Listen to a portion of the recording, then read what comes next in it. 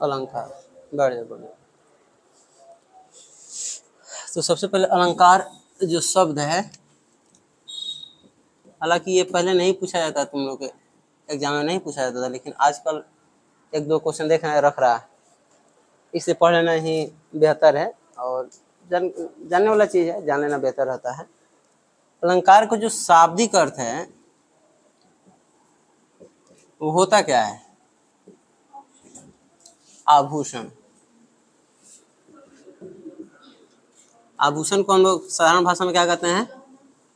गहना का प्रयोग काहे किया जाता है? सजावट के लिए। और सजावट क्यों करते हैं? शोभा बढ़ाने के लिए। ठीक है। तो अलंकार का शाब्दिक अर्थ है, आभूषण का अर्थ हम लोग लगाते हैं गहना से, और गहना का काम है सजावट करना या शोभा बढ़ाना। उसी प्रकार अब चूंकि हम भाषा पढ़ रहे हैं, हिंदी भाषा पढ़ रहे हैं, तो हिंदी भाषा की जो सुंदरता और शोभा बढ़ाने के लिए प्रयोग किया जाएगा जिस भी चीज का, चाहे वो चिन्ह हो, चाहे उसमें कुछ रचना हो, कुछ उसकी बनावट हो, उसी को हम क्या कहेंगे? अलंकार कहेंगे। जैसे कि एक बड़ा ही सहज एग्जाम्पल कर दिए थे, कौन कौन है? शाहरुख खान, अजय देवगन, आजकल अक्षय कुमार भी आ गया है। सब क्या कहता है? फाड़ता है, मुंह डालता है और बोलता है कण कण में केसर का स्वाद। तो कण कण रिपीट हुआ क्या? उस कण का अलग अर्थ है और इस कण का अलग अर्थ है? दोनों कण ही है, बस ये कह के थोड़ा लग रहा है कि सुंदर हो गया। कण में या प्रत्येक कण में केसर का स्वाद, ये उतना अच्छा नहीं लग रहा है। कण कण में केसर का स्वाद थोड़ा और अच्छा लग रहा है ना। तो उसी तरह से ये जो कण कण में केसर का स्वाद कह रहा है, ये वाक्य की शोभा बढ़ा रहा है। तो वाक्य की शोभा बढ़ाने वाले को क्या कहते हैं? अलंकार कहते हैं। अब जैसे हम कहें बूंद बूंद करके बरसे बदरिया,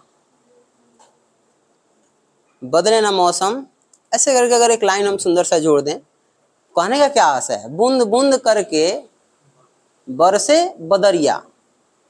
अब यहाँ पे जोड़ रहे हैं ना, बूंद अबूंद, 4 बार बूंद करने की, 2 बार बूंद करने की जरूरत क्या थी? बस सुंदरता बढ़ाने के लिए, दूसरे यहाँ कोई उपयोग नहीं है। अच्छा, आजकल वाला आप लोग भोजपुरी गाना सुन रहे होंगे, तो कोई ये गाना बताओ जिसको 2 लाइन गाया जा सके। हमें तो याद नहीं आ रहा है, कोई सा गाना बताओ सर जिसको 2 लाइन गाया जा सके। अरे भाई पढ़ना है, वही पढ़ रहे हैं हम लोग, अलंकार। खूब भोजपुरी वाला खूब यूज करता है सब अलंकार का। अरे बताओ ना कोई सा भी गाना। सब यहाँ पर नहीं बोलना चाह रहा है, सब भोजपुरी स्टार है सब। अच्छा रुको ना, बेहुदा कहीं का कोई सा भी 2 लाइन बोलो ना, अच्छा सा कोई अच्छा गाना। अभी खेसारी वाला भी है, लेकिन उसमें भी ठीक ठाक है।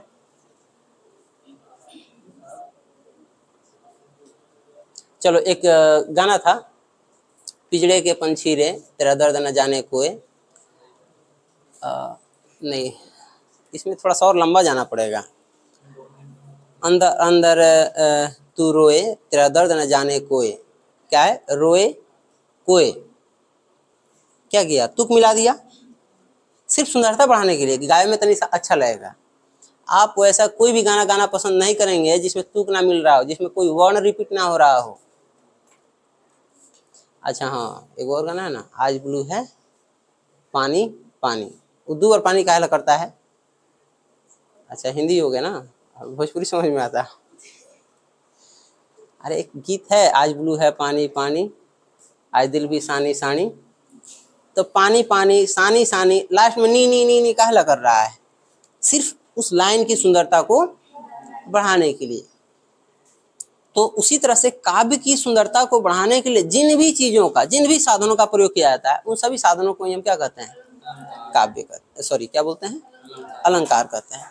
अब मन में एक और प्रश्न उठता है, ये जो आप बार बार एक शब्द प्रयोग कर रहे हैं काव्य, ये काव्य होता क्या है? पता है? पूछे भी नहीं आप लोग। काव्य का क्या अर्थ है ये जान लीजिए।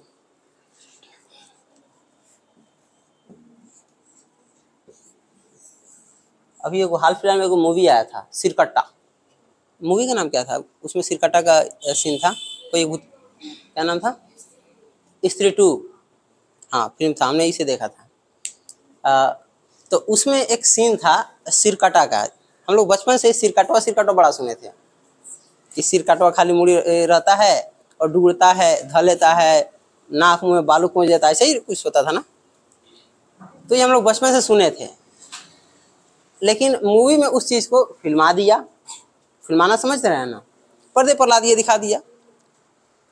तो उसी तरह से ध्यान दो, उसी तरह से कोई कहानी हो, कोई मन की कल्पना हो, कोई भी बात हो, उसको सजा करके और बेहतर से बेहतर बना करके सामने परोस देना, लिख देना ही क्या कहलाता है, काव्य कहलाता है।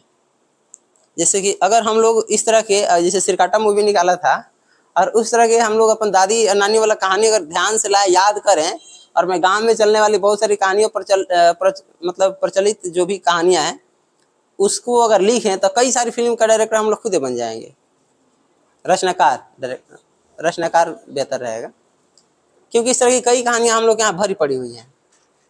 तो वैसे बातों को अथवा किसी हकीकत घटना को ही सजा करके लिखना, उसका जो लिखित रूप है उसको क्या कहते हैं। अब काव्य समझ में आया। तो काव्य की शोभा बढ़ाने के लिए जिन चीज का, जिन साधनों का प्रयोग करते हैं उसको क्या कहते हैं, अलंकार। अब ये बताओ, काव्य बड़ा है कि अलंकार बड़ा है? शोभा किसकी बढ़ाई जा रही है, काव्य की। आदमी की शोभा बढ़ाई जा रही है, आदमी बड़ा कि गाना बड़ा, उस पर गाना थोपा जा रहा था कहीं कहीं। उसी तरह बड़ा कौन है इसमें, क्षेत्र किसका बड़ा है, काव्य का क्षेत्र बड़ा है, उसमें सजावट के रूप, सजावटी साधन के रूप में प्रयोग कर रहे हैं किसका, अलंकार। अलंकार का जो अर्थ है वो समझ में आ गया, और अलंकार क्या लिखवा चुके हैं। अब आता है अलंकार के कितने प्रकार हैं। तो अलंकार के जो है कितने मुख्य प्रकार हैं, 2। पहला कौन सा है, शब्द अलंकार, अलंकार। अभी दोनों को जोड़ देंगे, और अ को, इसमें अ ही ना लास्ट में, तो अ और यहाँ अ जुड़ेगा तो आ बनेगा, आ का मतलब आकार बनेगा, तनिक हटा दो, तो क्या कहलाएगा, शब्दालंकार। शब्द अलंकार ही है, जोड़ दिया तो शब्दालंकार हो गया। उसके बाद यहाँ क्या था, अर्थालंकार। उसी तरह संधि हुआ यहाँ पे, ठीक है, शब्दालंकार और, तो शब्द के कारण अगर शब्द का को साधन बनाकर सजा रहे हैं तो उसको कहेंगे शब्द अलंकार, और अगर अर्थ को ही साधन बना ले रहे हैं तो उसको कहेंगे अर्थ अलंकार। ठीक है, तो अलंकार कितने तरह के हैं, 2, शब्द अलंकार और ये जो शब्द अलंकार हैं इसके भी हमने कई सारे भेद लिखवाए थे, याद है क्या। पहला बताओ, अनुप्रास, अनुप्रास, यमक, श्लेष, उसके बाद क्या क्या, पुनरुक्ति प्रकाश। पुनरुक्ति का अर्थ जानते हैं आप लोग, पहले लिख देते हैं फिर समझाते हैं। पुनरुक्ति, पुनरुक्ति प्रकाश, उसके बाद पुनरुक्ति वदाभास, वदाभास, वदामास, उसके बाद वक क्या, विप्सा और वक्रोक्ति, विप्सा और वक्रोक्ति, वक्रोक्ति। ठीक है, इसको अभी रहने दीजिए, अर्थालंकार बाद में पढ़ा जाएगा। शब्दालंकार का अर्थ है कि शब्दों में सजावट होगा, और शब्द की सजावट किससे होती है,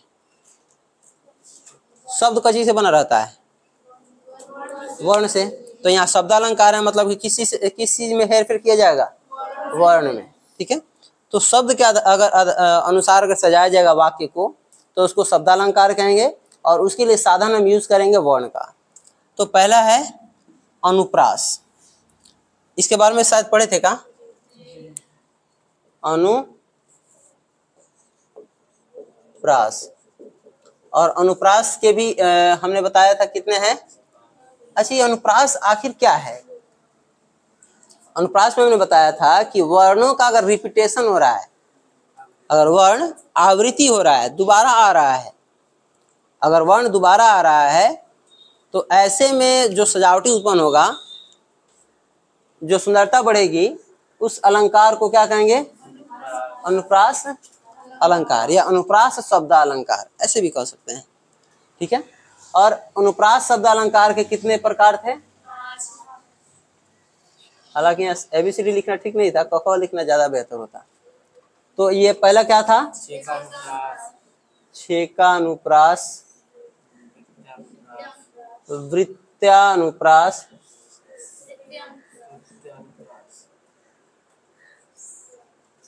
श्रुत्यानुप्रास, लाटानुप्रास, अनत्यानुप्रास, अंत्यानुप्रास।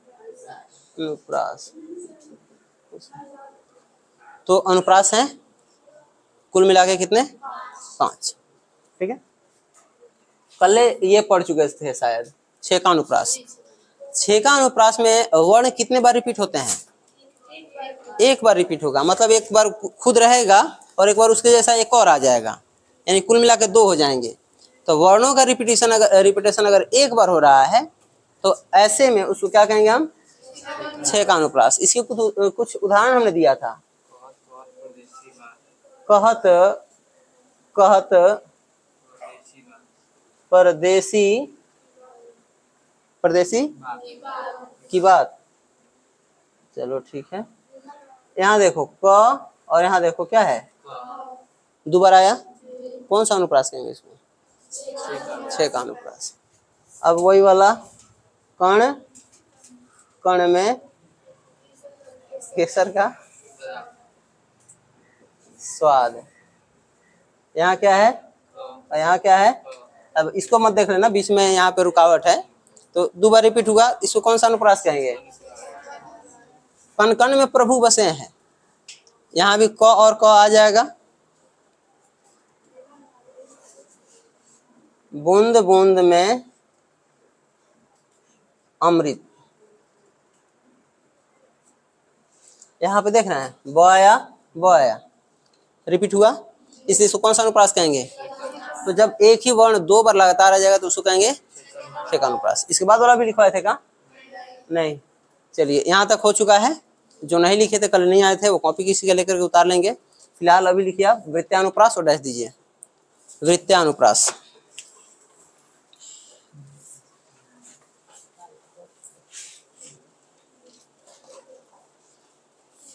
वृत्त्यानुप्रास, वृत्त्यानुप्रास।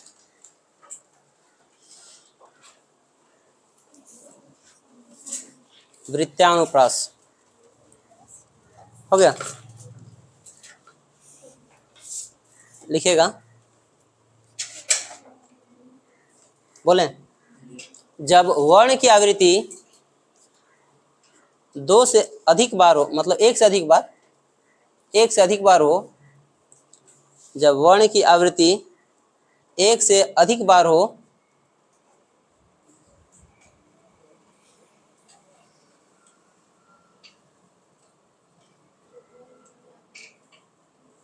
एक से अधिक बार हो, तो इसे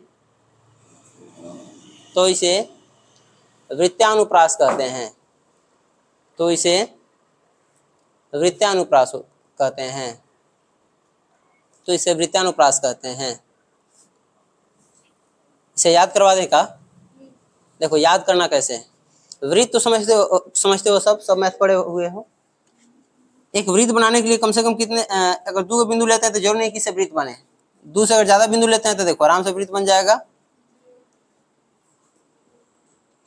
4 को लेते हैं तभी भी वृत्त बन जाएगा। 6 को लेते हैं तभी भी वृत्त बन जाएगा। यानी वृत्त बनाने के लिए 2 से अधिक बिंदु चाहिए। तो कहिएगा, कोई रूल नहीं है, बस हम आपको याद करवा रहे हैं। वृत्तानुप्रास मतलब कि जिसमें एक से ज्यादा बार रिपीट हो, दो नहीं, दो से ज्यादा बार आए। एक बार रिपीट होगा तो दो ना आएगा, और एक से ज्यादा बार रिपीट होगा तो 3 4 5 कुछ आ सकता है। तो जब इतना बार रिपीट होगा तो इसको कौन सा अनुप्रास कहेंगे हम? वृत्तानुप्रास। जैसे लिखिए,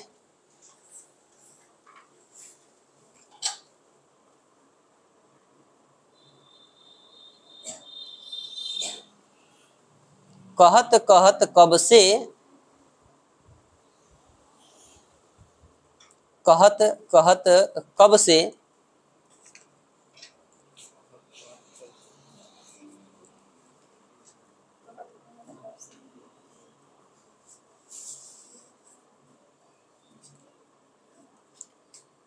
कहत कहत कब से, कॉमा देकर, थक गया मानत ना कोय। हो गया, मानत ना कोय। इसी तरह से और आप उदाहरण लिख सकते हैं,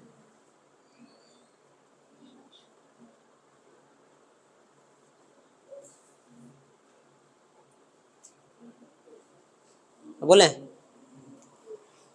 रघुपति राघव राजा राम, रघुपति राघव राजा राम, रघुपति राघव राजा राम, रघुपति राघव राजा राम। एक तो रघुपति में र, राघव में र, राजा में र, और राम में भी कितने बार आ गया? तीन के फिर में है। रघुपति राघव राजा राम 4 बार आ गया।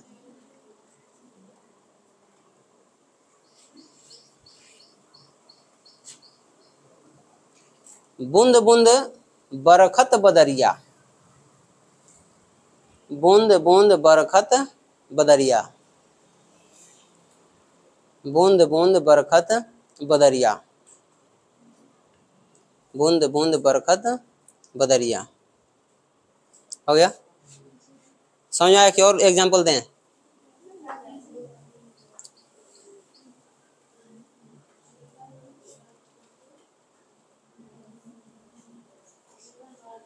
एक बजरंग बाण में है, बजरंग बाण जानते हैं आप लोग? हनुमान चालीसा किताब में देखिएगा तो उसमें है। उसमें काफ़ी लंबा समय हो गया, हो सकता है कि मिस्टेक भी हो, नहीं कोशिश करते हैं। करिल कराल काल कुल घालक, राम सहाय सदा प्रतिपालक। तो करिल कराल, करिल कराल, उसके बाद क्या बोला है? इसे छोड़ ही दो, इसमें गलती करना भी ठीक नहीं है। अब तक इतना समझ नहीं आया कि एक ही वर्ण दो से ज्यादा बार अगर आ रहा है तो उसको हम कौन सा अनुप्रास कहेंगे? वृत्तानुप्रास कहेंगे।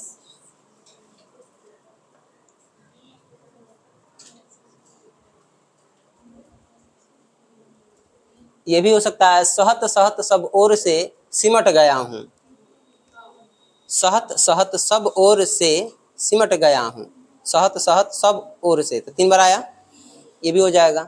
खैर समझ में आ गया ना? चलिए तो अब इसको रहने दीजिए और तीसरा लिखिए, श्रुत्यानुप्रास। श्रुत्यानुप्रास, श्रुत्या मतलब होता है सुनना, सुनाई देना। श्रुत्यानुप्रास,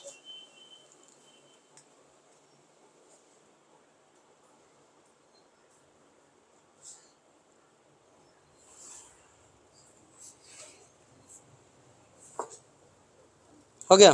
बोले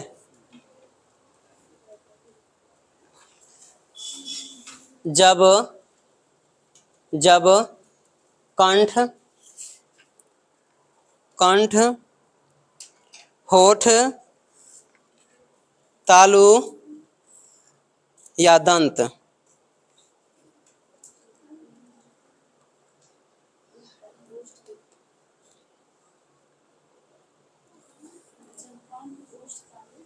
दंत आदि से उच्चारण, आदि में से लिखिएगा, आदि में से किसी एक से ही उच्चारण, किसी एक से ही उच्चारण होने वाले शब्दों, उच्चारण होने वाले शब्दों के पुनरावृत्ति को, शब्दों के पुनरावृत्ति को शब्दों के होने वाले उच्चारण होने वाले शब्दों के पुनरावृत्ति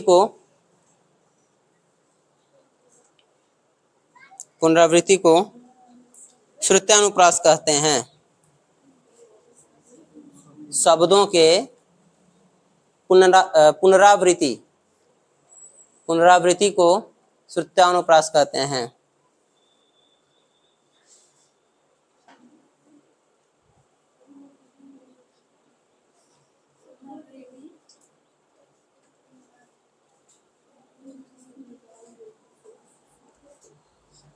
हो गया? पुनरावृत्ति को श्रुत्यानुप्रास कहते हैं। मतलब सुनाई देने में एक जैसा लगेगा। अब जैसे सब ओष्ठय हो, ओष्ठय बार बार आ जाए, चाहे दंतय बार बार आ जाए। ओष्ठय दंतय सब जानते हैं आप लोग, वर्ण जस्ट अभी कुछ दिन पहले पढ़े हैं। क वर्ग क्या है? क ख वाला पूरा वर्ग कंठय है, कंठय है। क ख ग ये सब क्या है? च छ ज झ प फ ब भ क्या है? ओष्ठय है। तो ओष्ठय और भी है कि सिर्फ पफ ही है? अब जैसे हम कहें फल पक गया है, किस चीज का रिपीटेशन हुआ? फल पक गया है। तो यहाँ पर ये क्या है और ये क्या है? दोनों ओष्ठय है।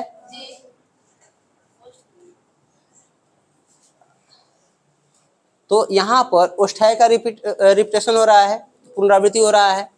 उसी तरह से एक ही जैसे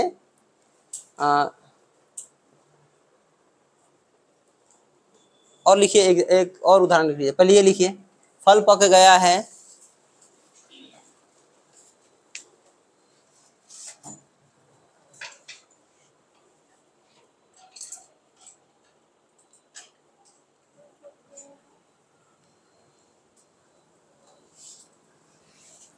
बोले, लिखिएगा तुलसीदास सदित,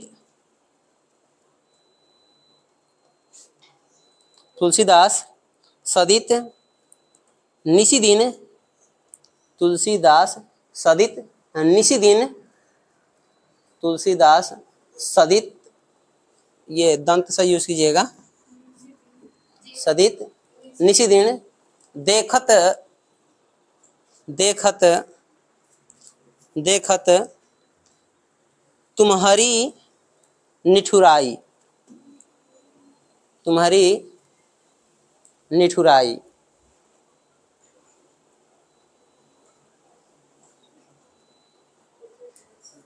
तुम्हारी निठुराई।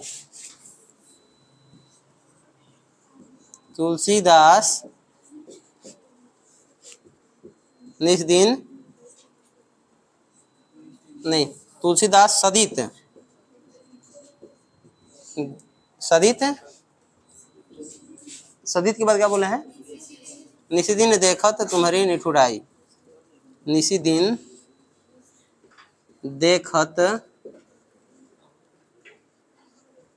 तुम्हारी निठुराई।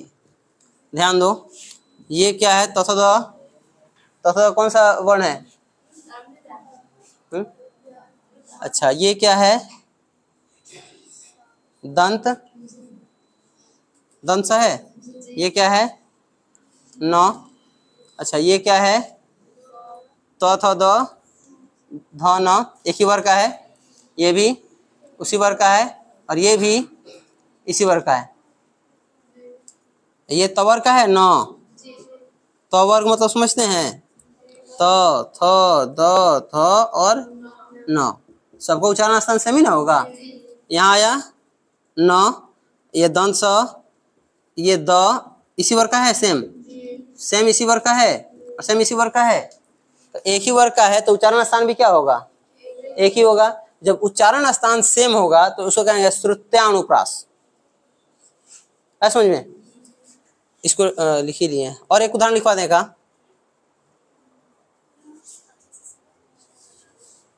और लिख लीजिए अगर उदाहरण लिखना चाहते हैं तो।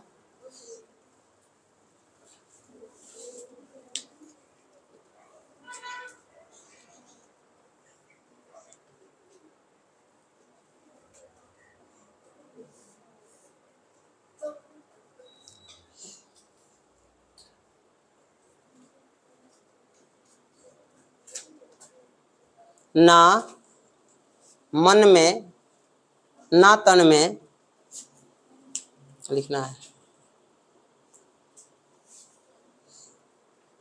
ना मन में ना तन में, ना मन में ना तन में।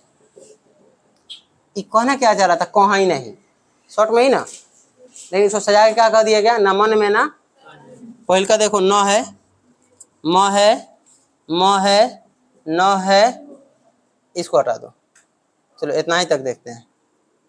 न म और म है तो कोई भी वर्ग हो, जैसे क वर्ग है, क ख ग घ अंग, च छ ज झ य, ट ठ ड ढ न, भाई जो भी कह लो, त थ द ध प फ ब भ, ये सब जो होता है ना पंचम अक्षर होता है, और पंचम अक्षर सब के सब नाक से बुलाया जाता है, इसलिए इसको अनुनासिक कहते हैं। तो ये अनुनासिक है, ये भी और ये भी और ये भी, तो यहाँ अनुनासिक का रिपीटेशन हो रहा है, तो ये सुनने में सेमी लगेगा। तो इस वजह से इसको कौन सा कहेंगे? कौन सा अनुप्रास? श्रुत्यानुप्रास। भोजपुरी गाना बना देखते हैं, लास्ट में कहेगा गमाछवा, लइकवा, देखतवा, लास्ट में मिला देता है एक जैसा। तो उसी तरह से सुनने में एक जैसा जो लगेगा उसी को कहेंगे श्रुत्वानुप्रास या श्रुत्यानुप्रास। देख लीजिए, इसको भी लिख लीजिए, लिख लीजिए शायद, एक और लिख लीजिए और रहने दीजिए। लाटानुप्रास, लाटानुप्रास, लाटानुप्रास, लाटानुप्रास। हो गया? डैश देख लिखेगा।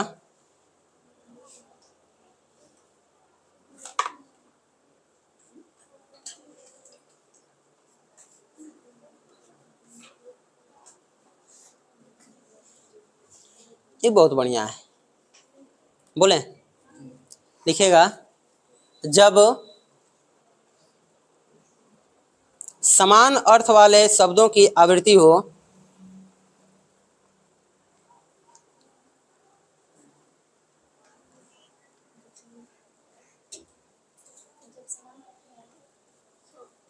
शब्दों की आवृत्ति हो, जब समान अर्थ वाले शब्दों की आवृत्ति हो, लेकिन जब समान अर्थ वाले शब्दों की आवृत्ति हो लेकिन उनका विग्रह या अन्वय करने पर, अन्वय लिखना ठीक रहेगा, विग्रह ही लिखो कोई बात नहीं, अन्वय या विग्रह कोई एक ही लिखना, करने पर वे अलग, अन्वय या विग्रह करने पर वे अलग अलग अर्थ को धारण करते हैं, वे अलग अलग अर्थ को धारण करते हैं।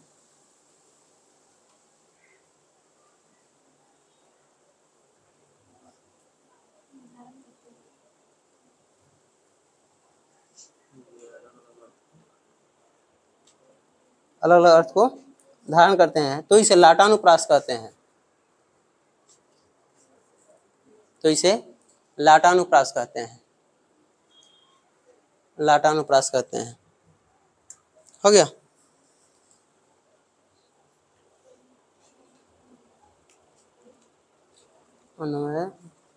अन्वय करने पर लिखना, हटाना, करने पर अलग अर्थ धारण करे तो इसे लाटानुप्रास कहते हैं। बड़ा ही अच्छा इसका एक उदाहरण है।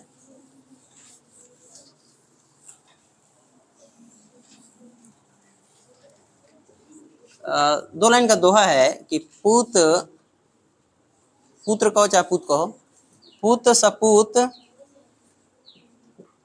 तो काहे धन साँचे, काहे धन साँचे,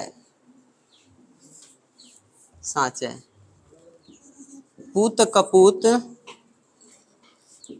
तो काहे धन साँचे। साँचे मतलब होता है जुगाना या संरक्षित करना। पूत माने तो जानते हैं बेटा, सपूत माने स माने नीमन, क माने खराब। कहानी सुना थे ना कुंवर बाबू वाला। तो काहे धन साँचे और काहे धन साँचे सब ठीक है, बस अंतर यहाँ आया। और देखो ये पूरा अर्थ का अनर्थ कर देगा, इतना सा मात्र, इतना सा अंतर। कह रहा है पूत सपूत तो काहे धन साँचे, अपूत कपूत तो काहे धन साँचे। यदि पूत सपूत हो, नीमन बेटा हो, अच्छा हो, लायक हो, तो काहे धन साँचे, तो क्या जरूरत है धन जुगाने की, तो खुद कमा के खुद कर लेगा। अगर पुत्र लायक हो, नालायक ना हो, लायक हो, तो काहे धन साँचे, तो धन जमा करने की क्या जरूरत, तो खुद कमा के कर लेगा, खुद अपने आप बढ़ा लेगा। पुत कपूत तो काहे धन साँचे, अगर पुत्र नालायक है, बेहुदा है, तो काहे धन साँचेंगे, कितना धन साँचे जुगा के रखेंगे, वो क्या कर देगा, खत्म कर देगा। तो फिर जुगाने का मतलब ही नहीं बनता है। तो देखो दोनों में किस चीज का अंतर आ रहा है, दोनों यहाँ भी सांचे में जुगाना है, यहाँ भी सांचे में जुगाना ही ले रहे हैं, लेकिन अर्थों में बदलाव आ रहा है कि नहीं आ रहा है, जब अलग अलग विग्रह कर रहे हैं। तो ऐसे अनुप्रास हुई, क्या कहेंगे, लाटा अनुप्रास। बस समझ में आई। एगो और था वो रहीम वाला सुनाए थे, रहीम ने पानी राखिए बिन पानी सब सून, पानी गए ना उबरे मोती मानुष सुन। खैर फिलहाल आप इसे नोट कर लीजिए, इसका अर्थ कहिएगा तो लिखवा देंगे यहाँ। भावार्थ, भावार्थ होता है कि भावार्थ होता है, भावार्थ होना चाहिए, देख लीजिएगा।